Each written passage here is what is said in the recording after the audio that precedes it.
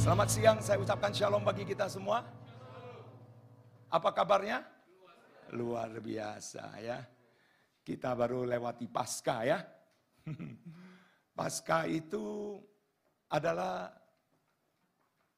suatu hal yang belum pernah terjadi sejarah manusia. Dan Anda dan saya ada di tempat ini karena ada kematian Yesus Kristus dan kebangkitan. Tanpa Yesus mati, maka sia-sialah kita di tempat ini. Tanpa kebangkitan Yesus, maka kita kumpul di tempat ini juga percuma. Tetapi oleh karena Yesus mati di atas kayu salib dan bangkit pada hari yang ketiga, maka saudara dan saya punya pengharapan. Amin. Oleh sebab itu, saudaraku yang kekasih, banyak di antara kita, ya, hari ini kita khotbah sesuai dengan tema ya. Saya mau beritahu kepada saudara, banyak kita orang Kristen awam. Awam itu tentang keselamatan. Kita gampang sekali terima dari luar kalau orang itu pintar bicara. Sehingga kita terkagum-kagum. Saya bicara dengan anak saya. Saya bilang, kalau bagaimana menurut penilaian Anda tentang Kristen progresif? Bagus. Saya langsung bilang, kamu percaya? Oh enggak. Bagus pemaparannya. Artinya, hari-hari ini banyak yang nabi palsu yang datang untuk menggeser kita kepada perbuatan baik. Kalau perbuatan baik bisa menyelamatkan, maka Yesus gak usah datang. Kita gak usah undang Yesus datang ya. Yesus di surga aja, berbuat aja banyak. Banyak berbuat baik, maka Anda selamat. Anda yakin? Anda berbuat baik selamat?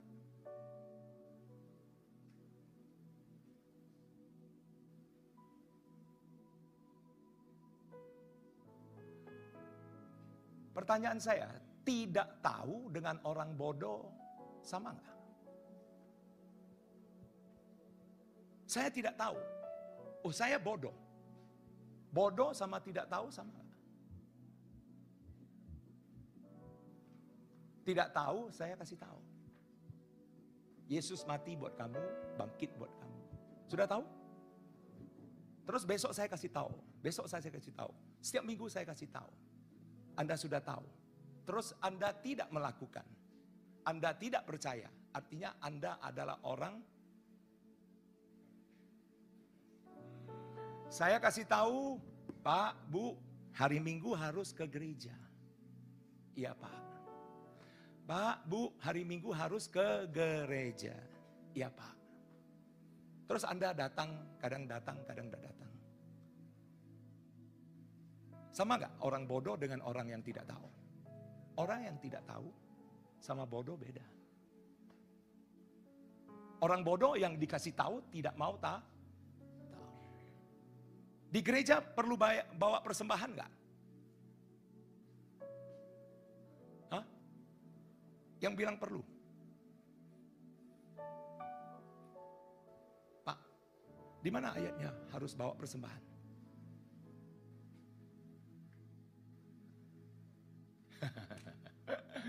Oleh sebab itu, kadang kita gampang sekali, oh ya harus bawa persembahan karena kita pergi gereja.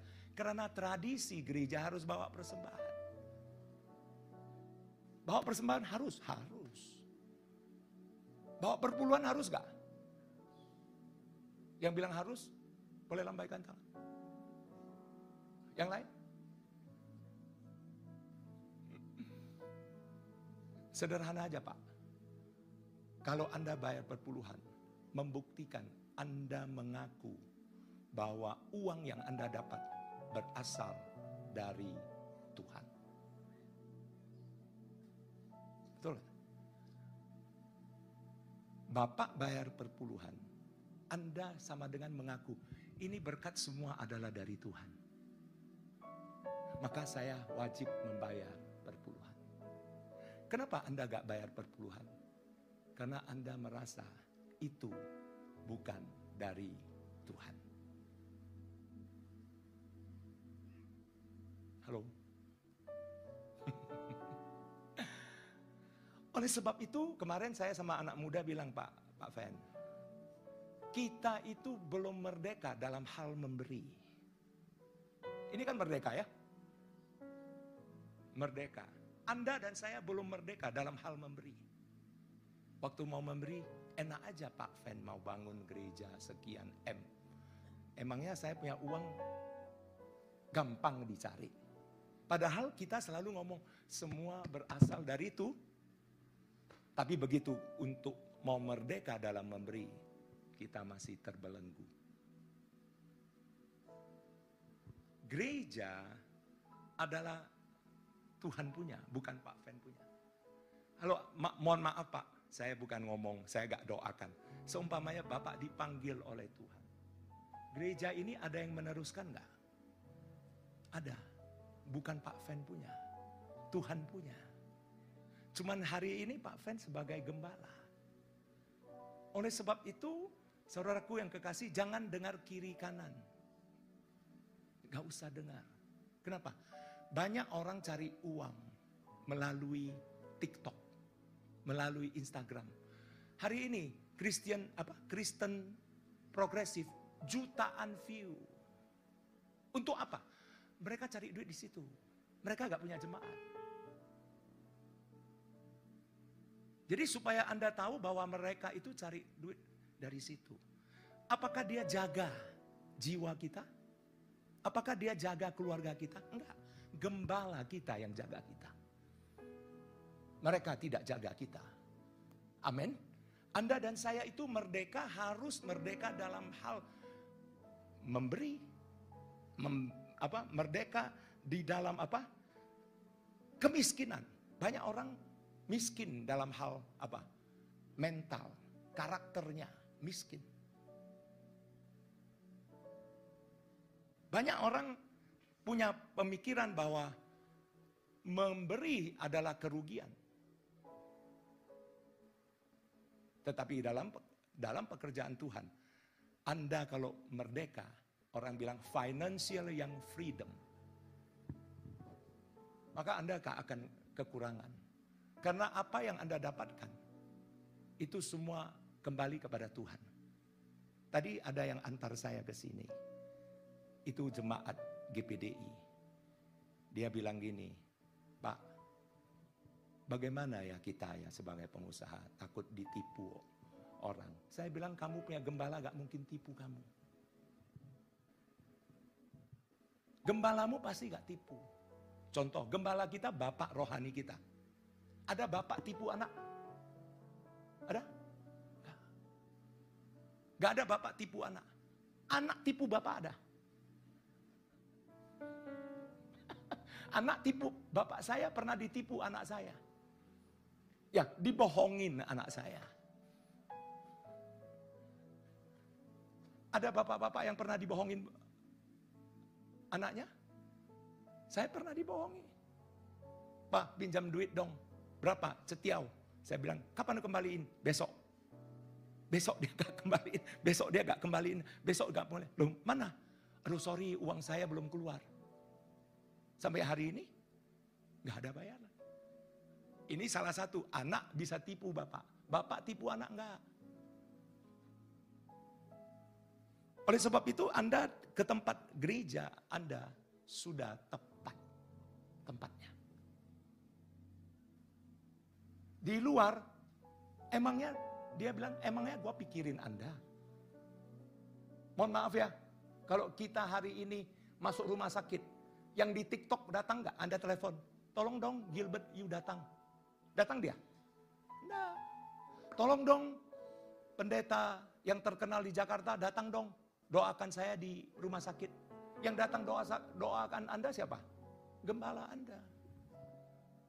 Bukan yang di TikTok. Ya. Kita terlalu percaya dengan media sosial.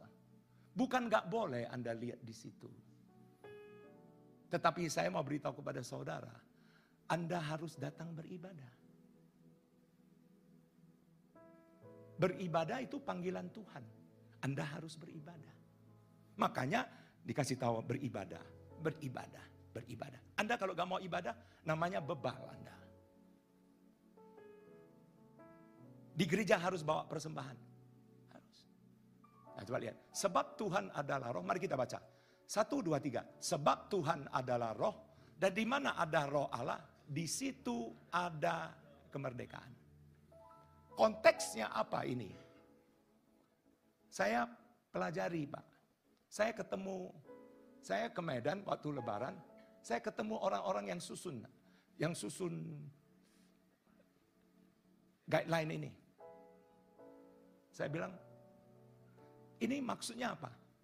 Disuruh khotbah. Saya mau tanya, Pak, coba khotbahkan ini gimana, Pak? Dia bilang, kenapa? Saya disuruh khotbah di Batam. Saya mau tanya ini konteksnya apa?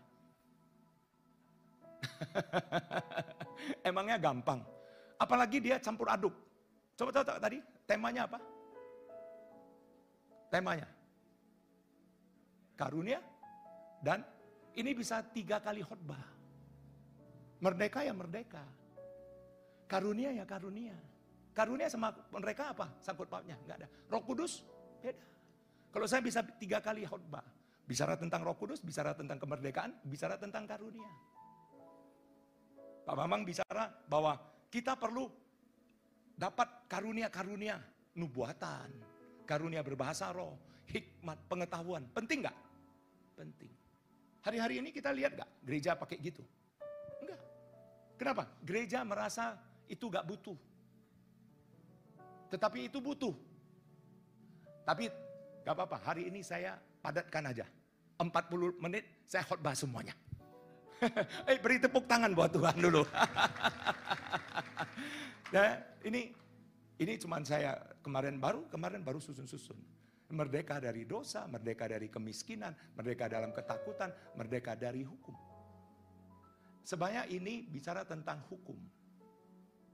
Mari kita slide berikutnya.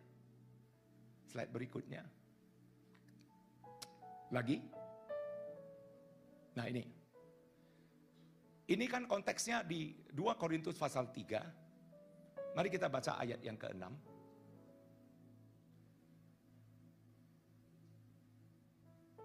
1, 2, 3. Ialah membuat kami juga sanggup menjadi pelayan-pelayan dari suatu perjanjian baru. Yang tidak terdiri dari hukum yang tertulis. Tetapi dari roh. Sebab hukum yang tertulis mematikan. Tetapi roh menghidupkan.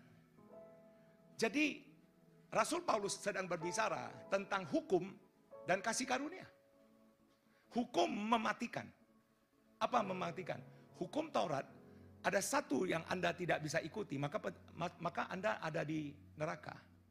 Hukum itu, gimana ya kalau saya kasih tahu? Oke, gini, Pak Fen, kamu masih merokok ya? Terus itu yang kita bawa. Oh, Bapak masih minum ya? Kita selalu pakai hukum bicara sama orang. Oh, kamu masih judi ya? Kamu masih selingkuh ya? Jadi ini yang kita bicara orang Kristen. Begitu loh. Begitu loh. Saya pernah ngomong, gosip sama nasihat sama nggak? Gosip adalah menjelekkan orang. Gak pernah gosip mengatakan, kamu tahu nggak ya? Saya ada berita loh.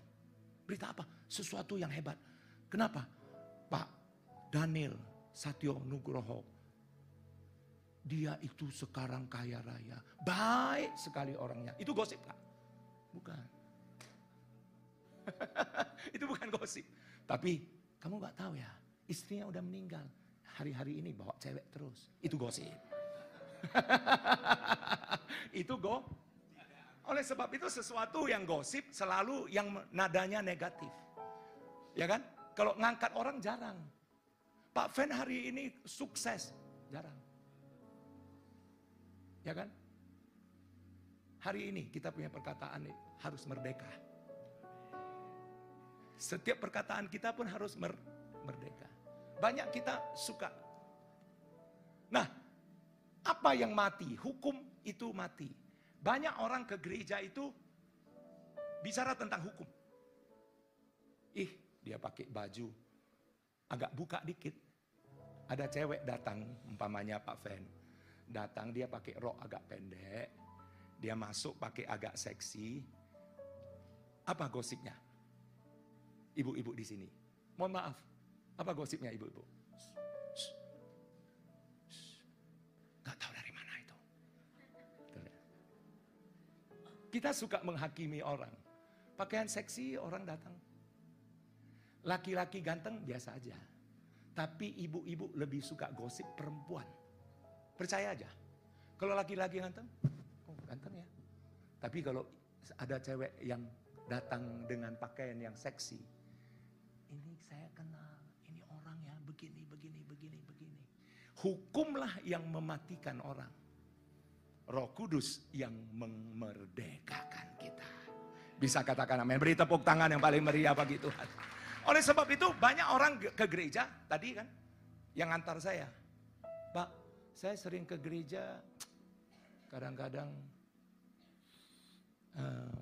gak dapat apa-apa. Itu bicara apa saya bilang. Artinya apa? Firman Tuhan gak pas sama dia. Makanya dia bilang gak dapat apa-apa. Saya mau beritahu kepada saudara, banyak orang Kristen datang ke gereja. Cari Tuhan yang mati. Hukum mati. Cari Tuhan yang mati. Tuhan Yesus sudah hidup. Persis Maria Magdalena. Dia waktu ke kuburan, kan waktu Paskah ya. Anda tahu gak? Coba kita ambil ayat itu aja deh. Yohanes pasal 20, gak apa-apa ya Pak ya. Kita gak ada di slide, tapi saya cuman waktu Paskah saya khotbah ini.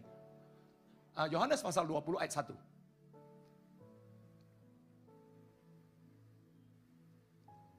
1, 2, 3. Pada hari pertama minggu itu, pagi-pagi benar ketika hari masih gelap, pergilah Maria Magdalena ke kubur itu dan melihat bahwa batu telah diambil dari kubur.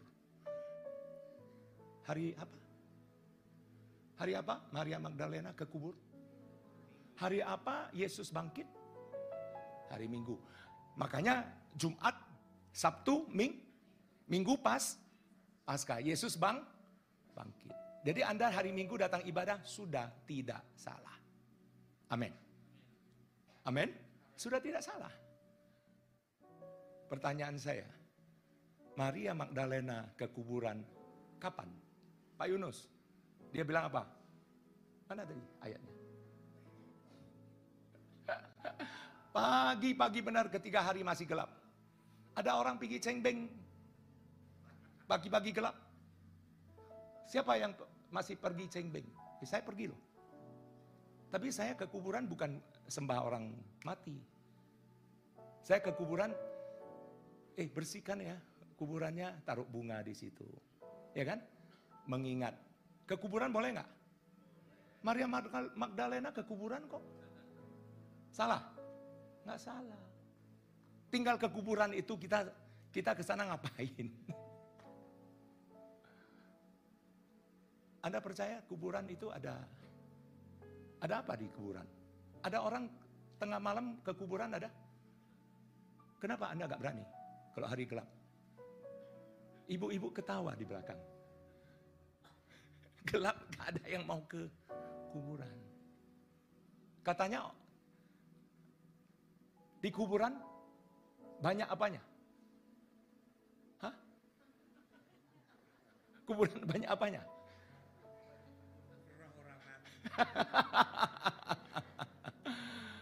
Katanya kuburan banyak setannya. Sebenarnya di kuburan gak ada setannya. Di gereja banyak setannya. Gereja banyak setannya. Di kuburan gak ada.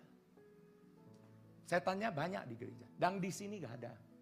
Yang di sini semua baik. Di sana sini banyak setannya. Terus dia katakan apa? Halo. Maria Magdalena ke ke kubur itu untuk melihat bahwa batu telah diambil dari kubur. Pertanyaan saya, Maria Magdalena cari Yesus yang mati. Betul nggak? Dia kan cari yang mati. Dia lihat mana Yesus, mana Yesus. Makanya dia tuntut malaikat yang penjaga kebun itu, dia bilang apa? Mana Yesus kamu baringkan? Maaf, ini benda mati gak? Tadi dari bawah ke atas, nanti dari atas ke bawah. Kita suka ngatur Tuhan atau Tuhan ngatur kita? Ayo, jujur. Kita mau rencana kita digenapi atau rencana Tuhan digenapi? Tunggu, jangan jawab dulu. Anda ingin rencana Anda Tuhan yang menggenapi, atau Anda ingin lakukan sesuai dengan kehendak Tuhan? Tunggu dulu, Anda doanya gimana? Makanya kita belum merdeka. Kita selalu kita.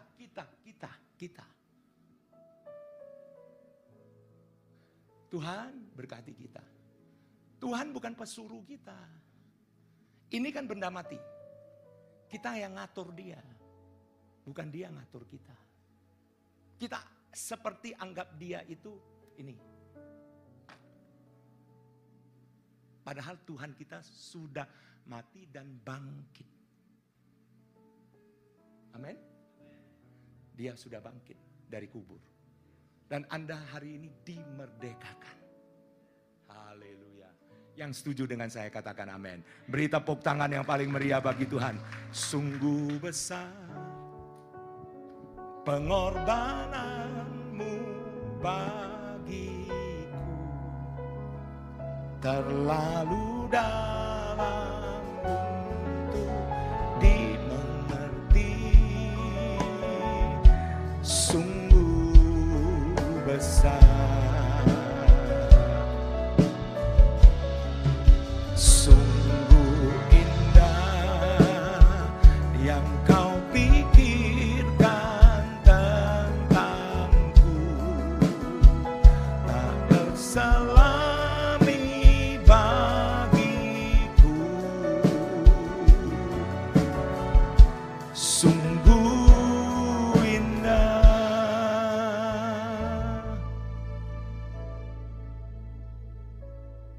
Yesus mati di atas kayu salib, mengorbankan dirinya. Anda pernah berkorban untuk orang lain?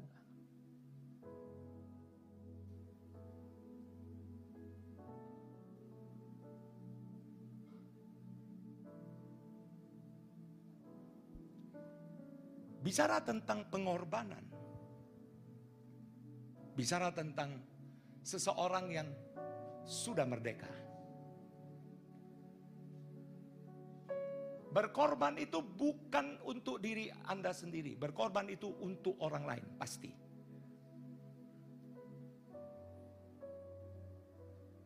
Gak pernah orang berkorban untuk diri. Kalau untuk diri sendiri bukan korban. Itu apa? Kesenangan. Kalau di dalam perusahaan itu ada yang namanya apa? Biaya kenikmatan untuk kita. Apa? Artinya kesenangan buat kita. Tapi kalau pengorbanan, perusahaan ada CSR-nya.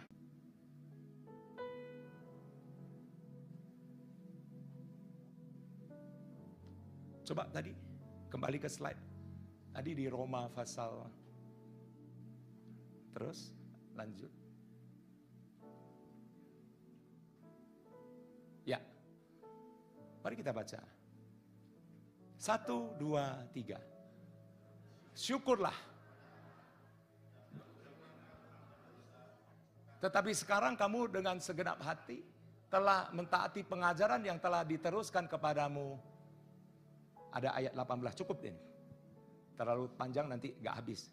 Nanti sore aja bagi. Tetapi syukurlah kepada Allah, dahulu memang kamu hamba dosa. Dulu kita hamba dosa. Hari ini hamba Tuhan. Hamba kebenaran. Anda dan saya bukan hamba dosa lagi, tapi hamba kebenaran. Anda sudah dimerdekakan dari perbuatan dosa. Anda sudah tidak suka dosa. Anda telah dimerdekakan. Ayat 18. Coba. Anda bisa tambah. Kamu telah dimerdekakan dari apa? Dosa. Dan menjadi hamba kebenaran. Telah dimerdekakan dari apa? Dari dosa dan menjadi hamba kebenaran. Dua-dua hamba. Tapi Anda sudah hidup. Sudah pindah kepada kebenaran. Kebenaran. Makanya saudara dan saya ke tempat ini diajar. Supaya Anda bagaimana bebas daripada bebas dari dosa. Coba kita lihat ayat 17 tadi. Tetapi syukurlah kepada Allah, dahulu memang kamu hamba dosa, tetapi sekarang kamu dengan segenap hati telah mentaati. Mentaati apa? Katakan pengajaran. Pak Fen. Anaknya Pak Fen kasih kuliah sampai insinyur ya. Teknik sipil. Saya mau tanya. Anak yang punya anak boleh angkat tangan. Oke. Pertanyaan saya, mengapa ibu kasih anak Anda sekolah? Ayo jawab. Ayo jawab. Supaya dia tidak bodoh. Supaya dia tidak bodoh. Makanya diajar. Anda di tempat ini diajar. Supaya Anda tidak bodoh. Mana lebih gampang? Saya kasih tahu orang yang sekolah dengan orang yang tidak sekolah. Mana lebih gampang? Mana orang yang lebih gampang disesatkan dengan orang yang sekolah dengan orang yang tidak sekolah? Orang yang tidak sekolah maka gampang sekali disesatkan. Makanya kita di sini ada FA. Anda bisa belajar di situ. Anda kalau nggak belajar, Anda mau kemana? Anda punya anak kasih sekolah sampai sarjana. Supaya gak gampang ditipu orang. Kita juga harus diajar firman Tuhan. Supaya kita dimerdekakan. Bisa katakan amin. Firman Tuhan yang mengubah hidup Anda. Oleh sebab itu betapa pentingnya Anda dan saya diajar. Ada amin? Amin? Katakan kiri kanan. Makanya kamu harus datang ke gereja. Kamu harus ikut FA. Harus ikut FA supaya kamu diajar. Gak enak kalau kita punya anak dibilang bodoh. Anak Tuhan disebut apa? Bodoh. Amin. Amin. Saya mau supaya saudara dan saya itu merdeka dalam berbagai hal. Semuanya Anda dibebaskan.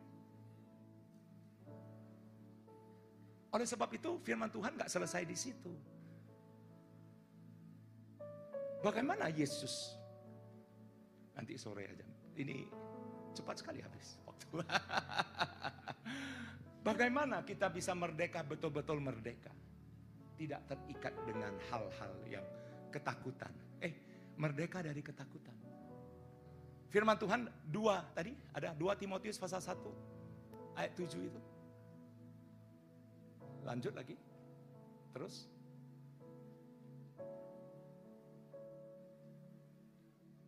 Udah, gak usah. 2 Timotius ambil 2 Timotius pasal 1 ayat 7.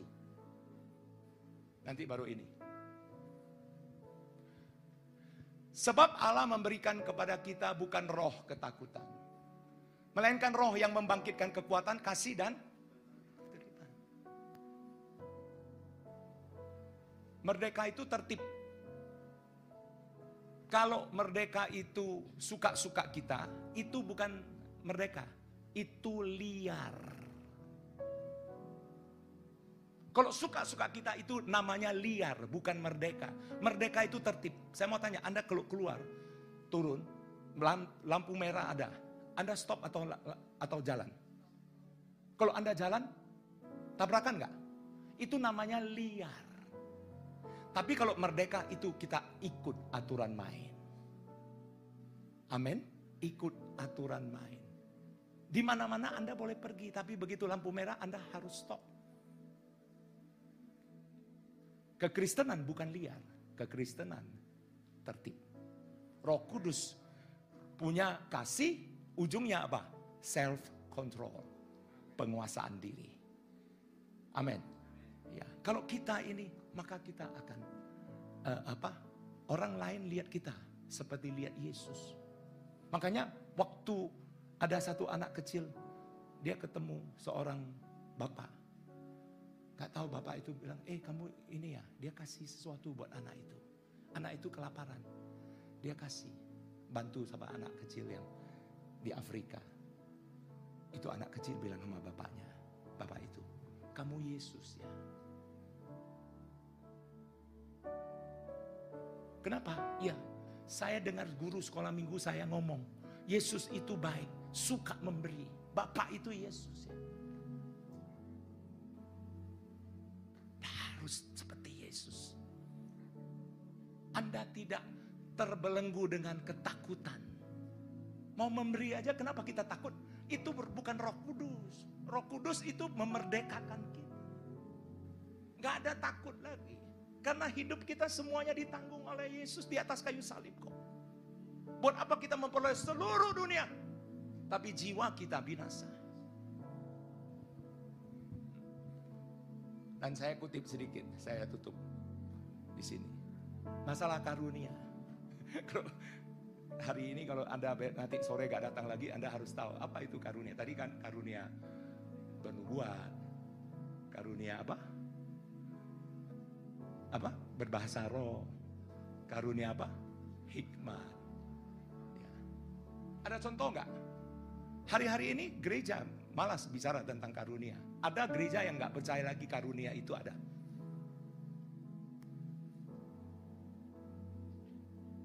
Karunia bernubuat artinya apa? Sesuatu yang bahasa roh, orang berbahasa roh, dia kepanjangan lidah.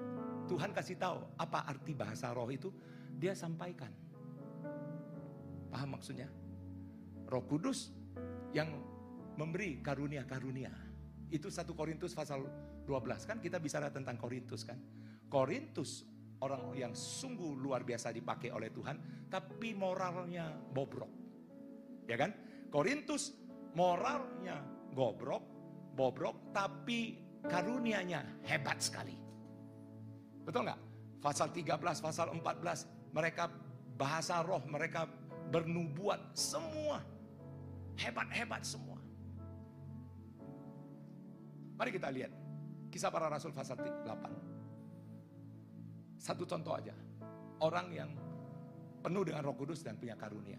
Karunia itu penting. Karunia itu harus, Pak Fen, karunia itu harus menyertai orang-orang percaya. Jangan hanya begitu-begitu saja, pasti ada sesuatu, ada buahnya. Karunianya. Mari kita baca, 1, 2, 3. Ketika Simon melihat bahwa pemberian Roh Kudus terjadi oleh karena rasul-rasul itu menumpangkan tangannya, ia menawarkan apa? Dia mau beli karunia itu. Menumpangkan tangan orang itu, berbahasa roh, menumpangkan tangan orang itu disembuhkan. Karunia kesembuhan. Betul gak? Dia mau beli. Berapa karunia itu? Bisa dibeli? Jadi mereka kemana-mana tanda-tanda heran dan tanda-tanda mujizat terjadi.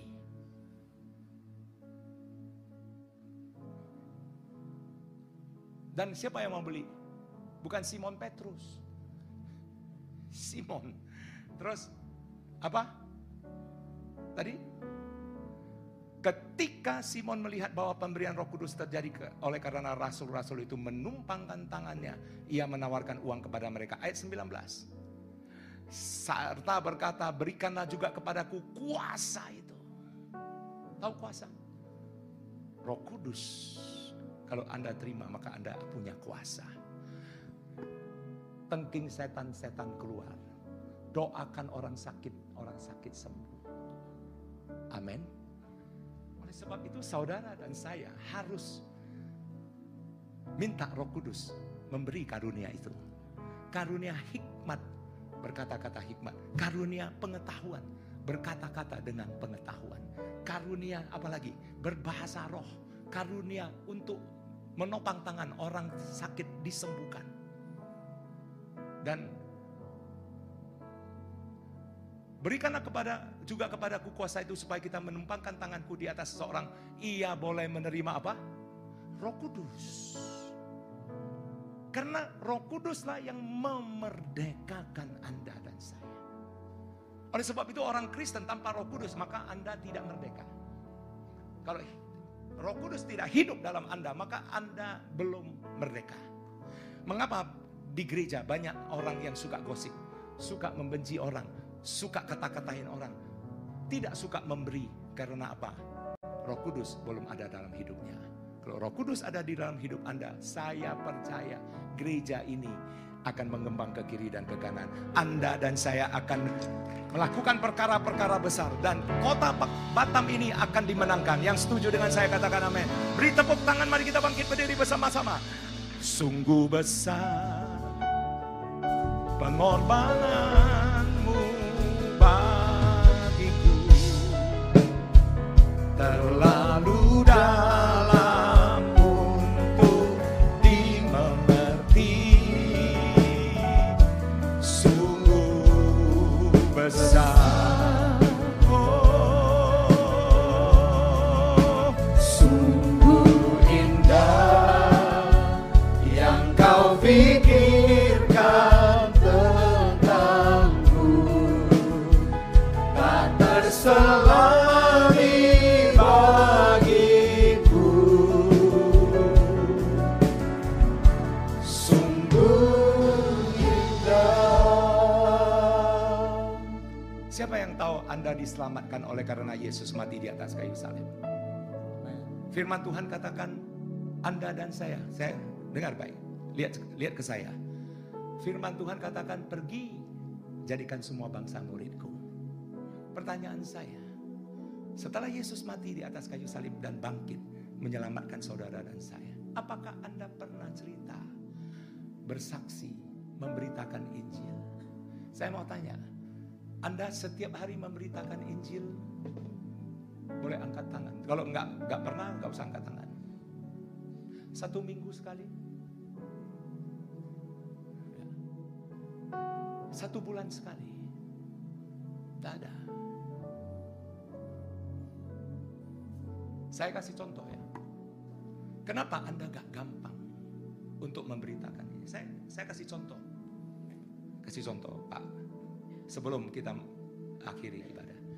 Kalau saya ambil uang ini, dengar, saya bagi dari ujung sampai ujung. 1 orang 50.000. Dengar, saya bagi ini semua. Setelah saya bagi, Anda pulang, Anda akan cerita atau tidak? Cerita. Kenapa cerita? Uang Anda cerita, kenapa Yesus Anda gak cerita? Saya kalau bagi semua ini uang, Anda pulang bilang Pak Samuel dari Pekanbaru kasih bagi-bagi uang sama kita. Betul. Pulang sampai rumah Anda cerita, Yesus mati buat Anda, kapan Anda cerita?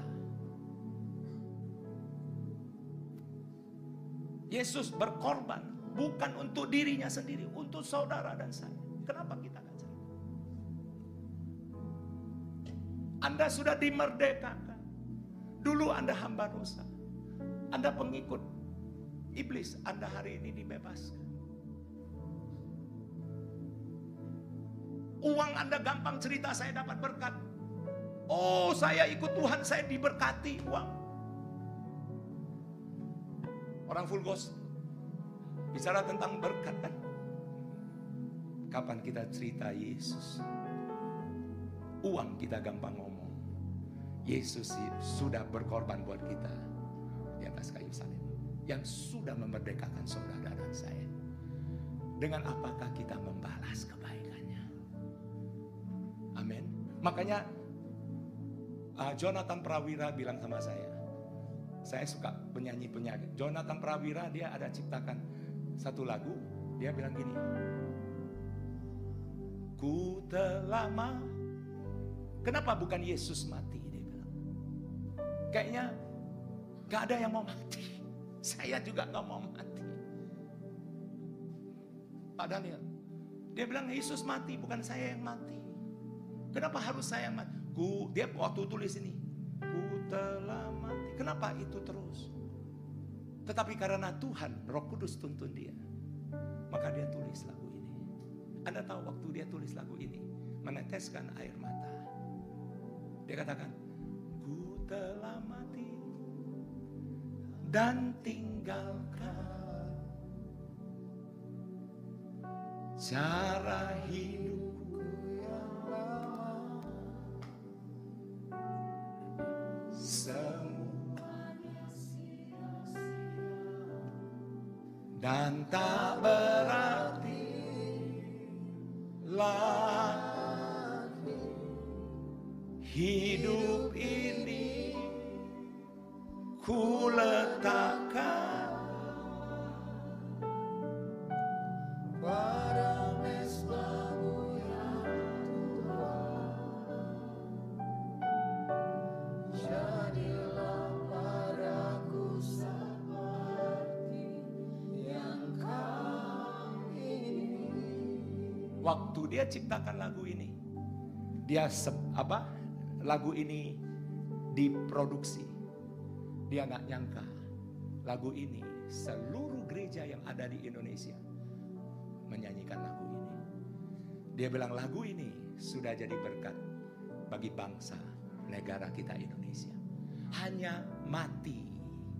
Anda dan saya harus mati biar Yesus yang hidup dalam Anda dan saya. Amin. Anda harus percaya bahwa Yesus segala-galanya. Kita ini harus semakin berkurang, Dia yang bertambah-tambah. Beri tepuk tangan.